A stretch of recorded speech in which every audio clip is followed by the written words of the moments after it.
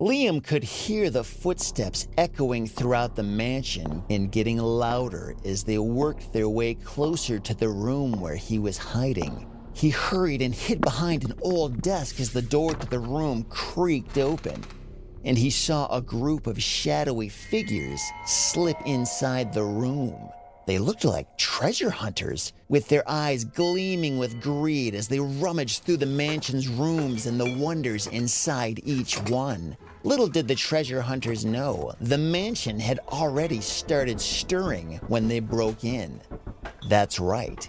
Even Liam was caught off guard as he looked around the room from behind the desk, and he saw the lamps flickering eerily while the heavy doors started to lock themselves, confusing the intruders as they started to get lost in the mansion. "Hey, what's going on here with these doors? These weren't locked just a minute ago," said one of the intruders. "What are you talking about, Lou? Why would I lock these doors? Now quit messing with those lamps. We gotta move on to the next room." "I'm not messing with no lamps. These things are turning on and off by themselves."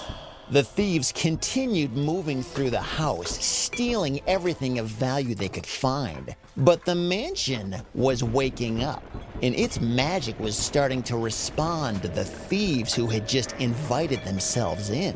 Liam was still in shock, but he knew he had to act. He dashed out from behind the desk and peered out of the door of the treasure room, where he could see the treasure hunters scurrying to the other side of the house. They didn't realize the mansion's magical halls were shifting and changing course behind them. Liam turned back to the old man's treasure chest and he opened it, his heart pounding with a mix of fear and determination. And when he opened the chest this time, the note from Gus was gone and all he saw was a bell. Just a simple, tiny little handbell, kind of like what his school teacher would use to quiet the class down. Well, what am I supposed to do with this? Liam thought. He wasn't sure, but he knew it was probably magical in some way. So he picked it up and he closed his eyes and he rang the bell as hard as he could.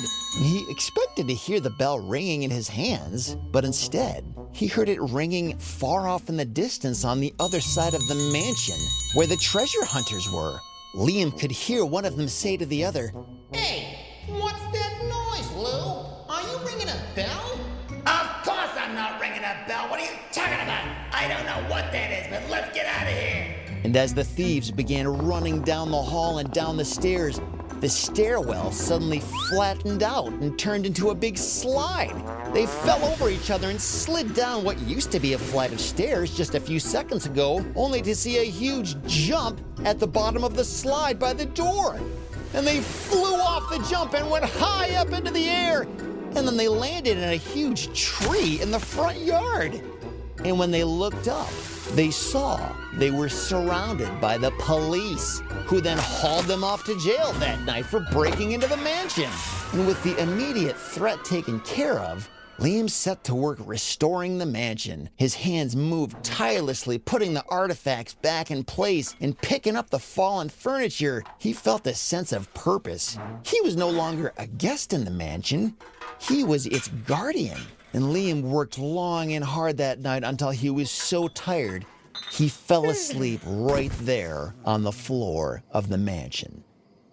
And later that night, as Liam was sleeping, there was a gentle stirring in the room.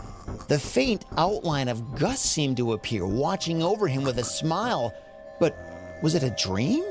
Or maybe a trick of the light? The line between reality and illusion blurred in the magic air of the mansion. And the next morning, as Liam woke up, he looked beside him and saw a mysterious book of magical spells. His heart raced at the sight.